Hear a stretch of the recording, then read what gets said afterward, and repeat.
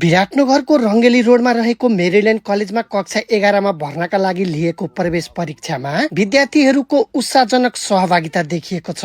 सोमबार आयोजित प्रवेश परीक्षामा कलेजमा पढ्न चाहने विद्यार्थीहरूको घुइँचो लागेको हो। मेरील्यान्ड कलेजमा विज्ञान, कम्प्युटर विज्ञान र व्यवस्थापन संकायको अध्ययन हुँदै आएको छ। कलेजले यस वर्षको लागि विज्ञान संकायमा 250 र व्यवस्थापन संकायमा 650 जनाको कोटा निर्धारण गरेको छ। सीमित सिटको लागि लिएको प्रवेश परीक्षामा 2100 भन्दा बढी विद्यार्थीहरूको सहभागिता भएको कलेजका प्रिन्सिपल लक्ष्मण ढकालले बताउनु भयो। 2059 सालमा स्थापित मेरील्यान्ड कलेजको इतिहासमा आज यो इन्ट्रान्स परीक्षा जेठ 4 गतेको इन्ट्रान्स परीक्षा हेर्दाखेरि हामी यति उत्सुक भएका छौँ।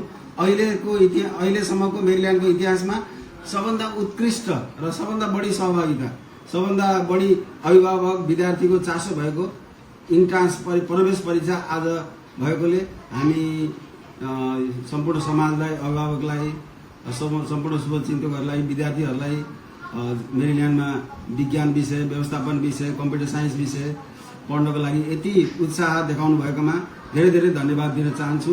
र मेरील्यान्ड कलेजमा आउनुहोस्, भर्ना हुनुहोस् र मेरील्यान्डको एउटा पार्ट बन्नुहोस् र आफ्नो जिन्दगीको फाउन्डेसन बनाउनुहोस् भन्ने कुरामा म यहाँहरूलाई हार्दिक अनुरोध गर्दछु।